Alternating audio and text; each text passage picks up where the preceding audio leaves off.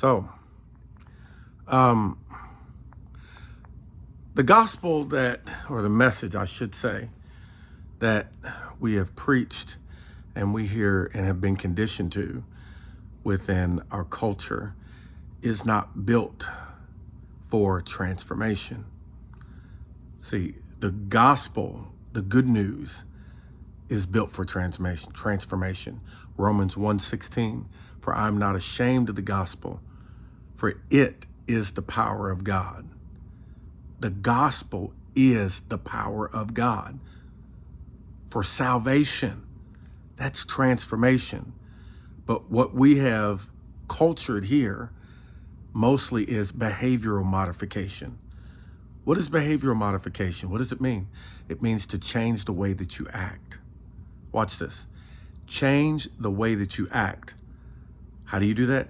By acting. That's what behavior modification is.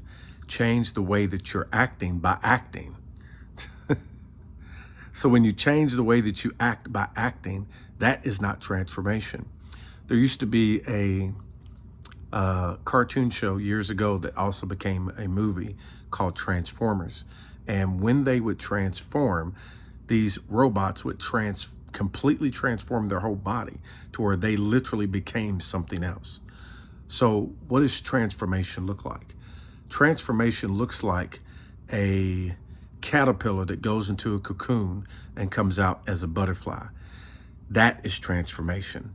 Transformation looks like a cucumber that's dipped in brine solution and it becomes a pickle. That is transformation. Transformation looks like a tadpole swimming around in water and then eventually loses its tail and its name changes to now it's a frog. When it's transformation, it can't go back to what it once was, even if it wanted to, because it's been transformed. Transformation involves the complete whole person. And it says in 2 Corinthians chapter 10, to take the thoughts captive. Where does transformation take place at? In here. Now, this is metaphorically here, but in reality, I'm speaking to the core of who you are, the operation center of your person. And that is you as a spirit, but you as a spirit are not separate from your body. Transformation involves the whole thing, not just a piece of a thing. Behavioral modification is what is just transforming something it's changing something on the surface. It's changing how you act by acting. That is behavior modification. But transformation is a change that's so radical and so forcefully powerful that you don't go back to being the same one that you were before. It says to hold those thoughts captive to the obedience of Christ. So you take those thoughts and we hold those thoughts captive.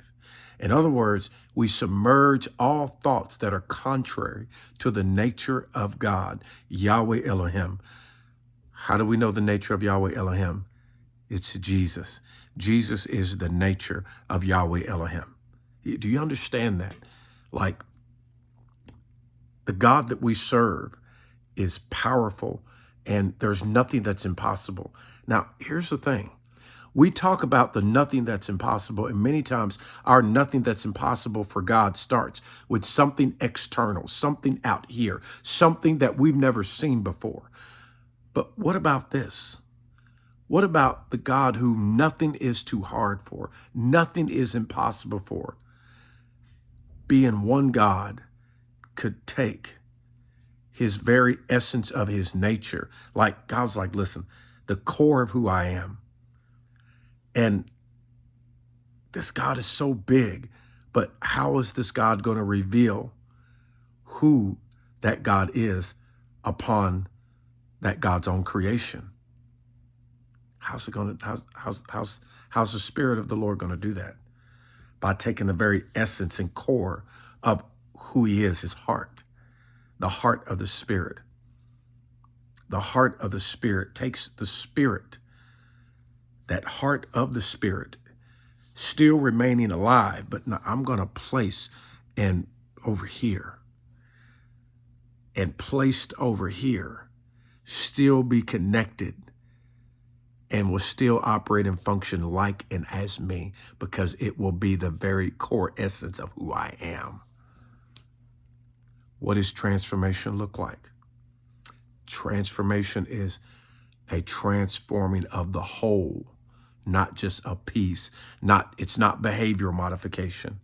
That's what the message that we've heard a lot of times is geared for. But the good news, I am not ashamed of the gospel. What is the good news? The good news is this, is that he who knew no sin became sin for you, that you would be made the righteousness of God in him. What is the good news?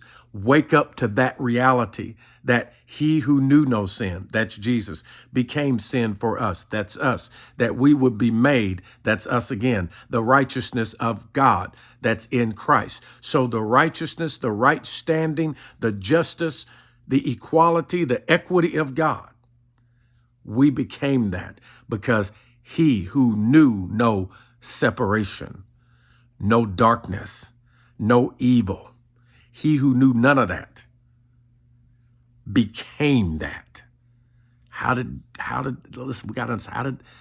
Jesus become that without succumbing to that, without it becoming his God? How? Because Jesus had said, the Prince of Darkness is coming and yet he has nothing in me. If you want, see, here's what Jesus knew.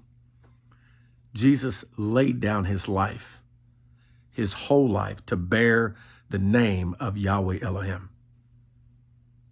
He who knew no sin became sin for us. What does that mean? Jesus became separated. Jesus became estranged. Jesus came into darkness. What is that darkness? It's not the darkness of the gross sin. The gross sin is the I am not. You missed it. I'm going to say it again.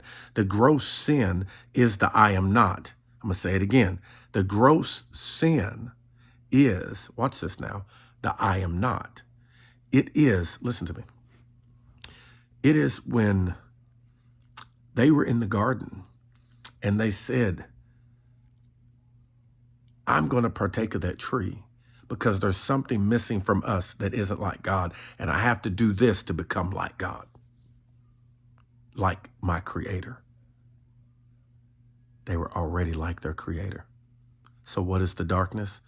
The darkness is the I am not. And I have to do something to become something. That is the darkness. And the good news is he who knew no sin became sin, that we would be made. Where was you at in that equation? Listen, you were there to receive it.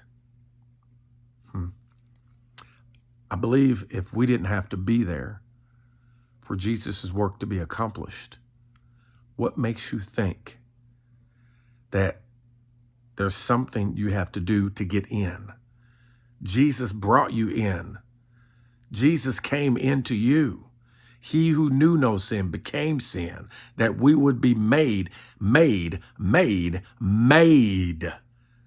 not becoming, not trying to attain to, but made the righteousness of God. Live from that. And in that, the grace of God teaches us against ungodliness. You listen, you can't know ungodliness by studying ungodliness. You only know ungodliness by standing in who you've been made.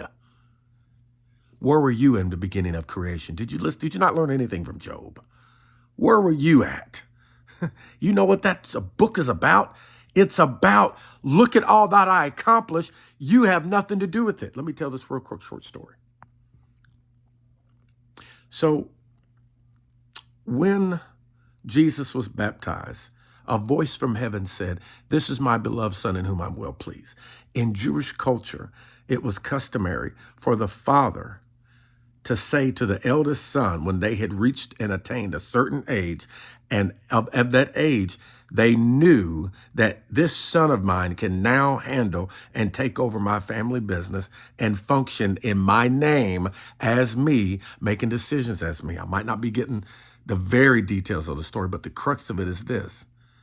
And that father would say, this is my beloved son, and in this son I am well pleased. Hadn't even listened. So Jesus hadn't worked one miracle yet. I am well pleased. Jesus hadn't told anybody about himself. I am well pleased. Jesus hadn't preached and teached the kingdom. I am well pleased. The well pleasing is in what you've been made, not in what you do. You find out what you've been made. You look and live from your core of who you've been made like, and you walk that out. And that is transformation.